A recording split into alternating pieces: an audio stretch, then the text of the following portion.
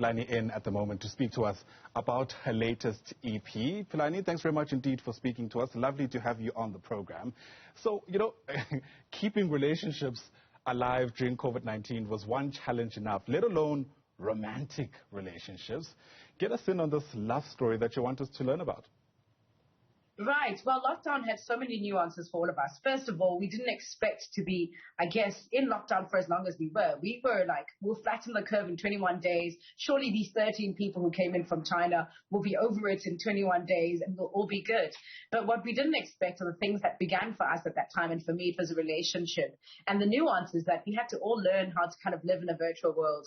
And not just to kind of like look at ourselves, but bringing other people into that space as well. Yeah. And I think we did need to kind of be what everyone was saying, together apart. And so we spent a lot of time connecting with people. And I probably think we probably bonded with people far greater than we even ever expected from our busy lives. Yeah. And so that's what I did. I wrote the lockdown love story when I met someone just as the lockdown started, and we'd never really kind of been together in person. And it sparked my imagination in a beautiful way. And so I used this project to kind of tell that story as it evolved. And it literally is the beginning, the middle, and the end of that relationship. Because as the lockdown levels came down, there was a time where we were out in the streets. And so how do you navigate a relationship that began in a different framework, in a different operating system? And so the relationship kind of ends up with me being ghosted in a sense. And potentially, things were good when we were all quiet and there weren't much things to do. But maybe when the world opened up, we all need to re-navigate how we want to relate, So that's kind of the short of it. Can all relate to being ghosted. I can also admit to that here and now on TV. But, it's interesting what you've mentioned because, the time under lockdown was a moment of great loneliness for many people. And, yes, something like a relationship came in a context, as you've mentioned, where we were taking stock of the potential to lose what we love. Right. And in that loneliness, there's kind of the idea of gratitude, but also there's the idea of full bonding. And potentially I spent a lot of time with my parents. I actually lost a parent to COVID-19. And, it's incredible the kind of feelings we have. If euphoria had a positive and a negative, coming out of lockdown, we all got this euphoria, which I think the second wave was built out of. And we thought that, next time I should have my own family and I should get out into the world and I should get married. We moved in haste, but then realized, actually some of us might live long enough. And then we slow down again and we find our pace. And it is very interesting how fear and love can drive us to make certain decisions. And with the lockdown love story, I just wanted to bring people into a space where they could reflect on their own love stories, whether it was self-love or intimate or romantic relationship, and think about what it brought to them, but also to close a chapter. The word lockdown has a lot of trauma embedded in it for a lot of us. But when you add the word love story, it brings a sense of, let's tell the story from all of its facets and then close that chapter. So a lot of the project is quite bold and colorful, and it's a post-pandemic mode for me. It's a place of reflection, place of redemption, and, it's a place where we can all come together and create reunions. So I've been touring it as well in countries that I've been to before, where I usually do my repertoires like Ghana and Kenya, and all around South Africa, Durban, Margate, PE, Johannesburg, Cape Town, just trying to create a spirit of let's come back to what we did before. Let's find a space to remember what it's like to support each other. Let's show up and show love, So it's very much juxtaposed, the project in itself, and it holds the duality of both the time in which we probably had more time than we'd ever had before to be more human, but we also, needed something else. And so we lost a little bit of time being in the world. And it's a fine balance that we all have to live through. And that, for me, is what this project represents. Oh, what beautiful contrasts as I hear you speaking. My understanding is that the EP itself was also recorded in real time, and at some stage you were under quarantine. I mean, how did that help or, I guess, hurt your creative juices? Man, hurt, far from hurt. So much more. I mean, look, when I was traveling a lot and just kind of out in the world performing, what happened was when people would send me collaborative music or whatever, anything that I would work on, I wouldn't have time. I'd be like, oh my God, I need to give this time. I need to, and this time I had time. So the first song, the first single, As We Lay, came from that.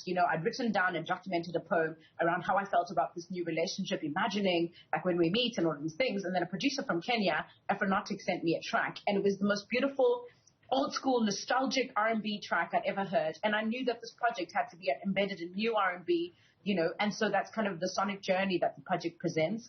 And then along the way, another producer, a few other producers who I was working with in Cape Town, finishing up another project because I had time to finish albums that have been sitting. They jumped on and said, we love the story, we feel so deeply about it, and they collaborated with me. That was a pianist, Lutu Tangma and Bradley Prince. And then another producer jumped on who was busy creating a project around soundtracks of a heartbreak. And I was like, dude, you're so going to kill this project. So he's more of an electronic producer from Kenya, Samuel Sechangi. He jumped on. And when things opened up in September, I performed at a festival in France. And someone who I was trying to mix the project at this point because it was done. And someone who was talking about how they've been exploring R&B as a genre at the moment and layers of vocals. Well, I was like, well, this is a guy called Andras Veil in Budapest in Hungary. And so for the engineering and the mixing, when we finalized the whole project, that he jumped on.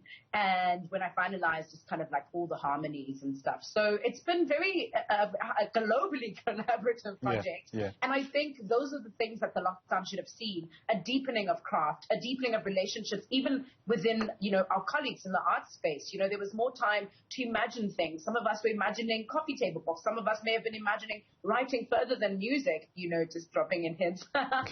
So there definitely was no hindrance for me at least, to the creative space. We as creatives, we know how to go in when it's time to go in, and we know when it's time to come out and to share what we've been incubating. So I found it to be partly very beautiful for me and experience creatively. You speak about a deepening of craft, a reimagining of how we could go about doing things, and that's certainly been true across the social divide, across different sectors and professions and practices.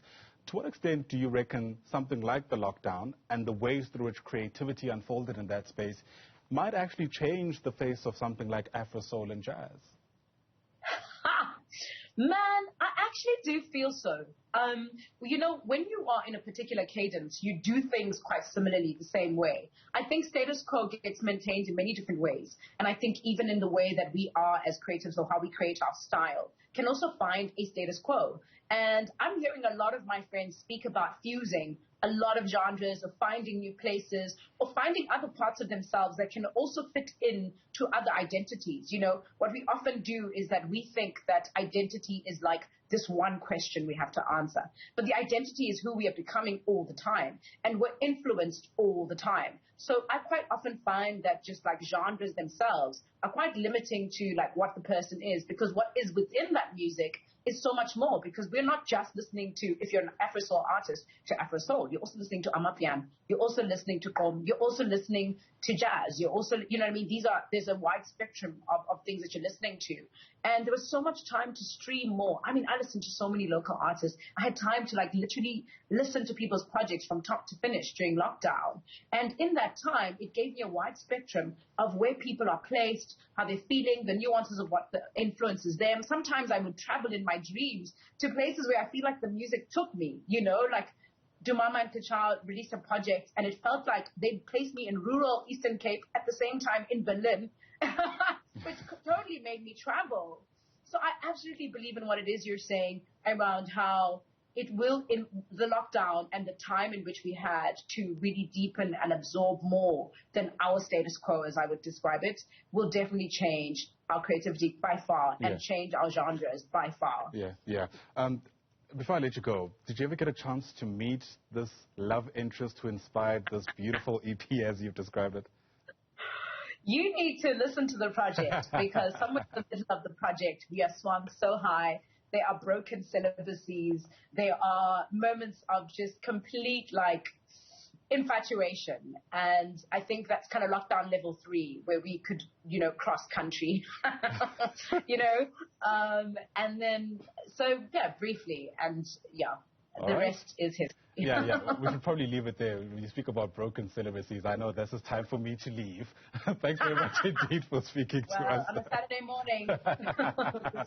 Really do appreciate it. Something to look forward to, by the way. You've described it beautifully for us, and I imagine the music is as beautiful, if not more glorious. Thanks very much indeed. Pilani Bubu's EP, Lockdown Love Story. It explores the relationship that she had at the height of the COVID-19 pandemic in a context where many people were struggling to keep up with any kind of relationship, let alone a romantic one. Something to look forward to you on this weekend.